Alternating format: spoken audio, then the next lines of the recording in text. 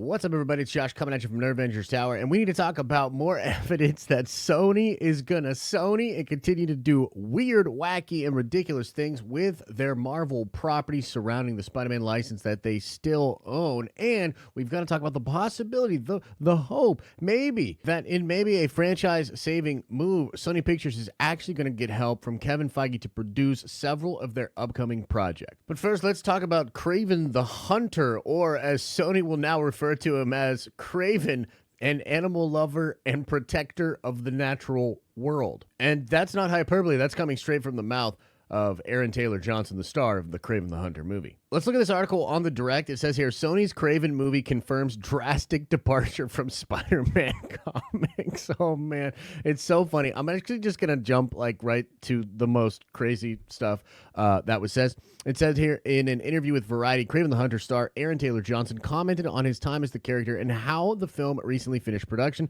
Johnson described his titular villain as one of Marvel's most iconic, notorious anti-heroes, Spider-Man's #1 rival, and noted how he found it thrilling that the character is not an alien or a wizard, he's just a hunter, a human with conviction. However, Johnson then confirmed he's now an animal lover and protector of the natural world. For some, that might be potentially annoying departure, as that depiction goes directly against the core nature of Kraven as a character in the comics. Being an animal lover does not go well with someone who is known for literally hunting down the biggest game.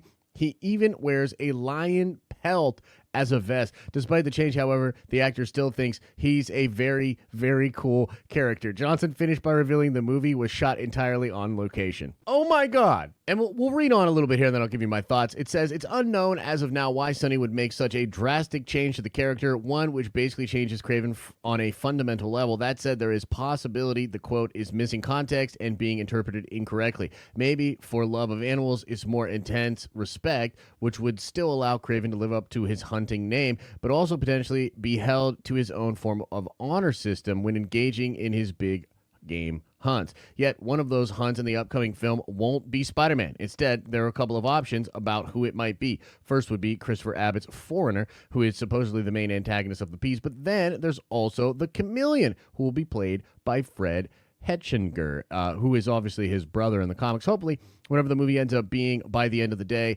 it is a story that lives up and remains true to the Kraven legacy, the Kraven character's legacy. So you heard it here, folks. The studio that brought you Venom with Zero Spider-Man and gave you Morbing Time, the literal meme of a movie, will now get Kraven, the animal hunter and protector of nature. I mean, you literally can't make this shit up. It's hilarious. And I mean, look at this. This is how bad it has gotten. Deadpool screenwriters Reed Reese and Paul Wernick were unaware of the Morbius memes. We haven't seen Morbius. We haven't seen the memes, but now it's on our radar. When we suggested that they work a Morbius joke into Deadpool 3, Wernick said, now we'll have to. And the saddest part of all of this is that Sony continues to squander the goodwill that they gained after making Spider-Man No Way Home, an absolutely monumental success as a movie production and an incredible story that brings together multiple different actors and versions of Spider-Man into one movie. And of course, the real story behind that film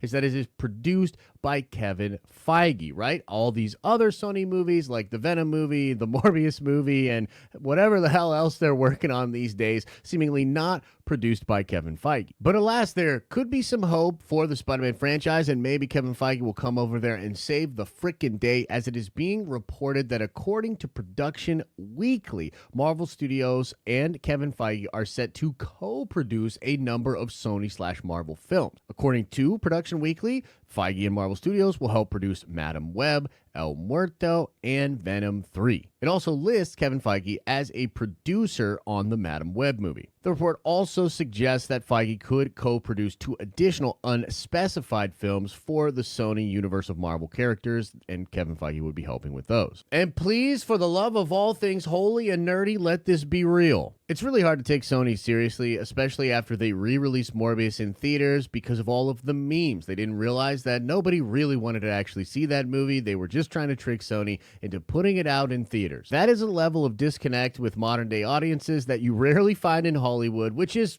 frankly filled with people disconnected from the real world. And when it comes to the Madam Web movie, the talk of the town from all of the different insiders and scoopers out there are basically suggesting that Sony has zero idea what that movie should actually be, and they're literally just putting a bunch of hot chicks into it to trick you into thinking that it's something like a good TikTok feed. But I have a feeling watching the Madam Web film could be just like spending too much time on TikTok, leaving you feeling dopamine deprived, depressed, and wondering where your life went wrong. And in a world where Sony seems to be making just enough money to never make it actually feasible for them to sell the Spider-Man license back to Marvel, our best hope as a fan base is for Kevin Feige to step in and to help them. I have zero idea how a Madam Web movie could be compelling unless he is involved, and I very much struggle with how El Muerto could be anything but an El Mimo unless Feige gets over there and maybe puts a couple Spider-Man in it or something. So that's the latest and the news as far as what could be happening with Sony. I hope it's true. What do you think about what's going on here? Let me know in the comment section below.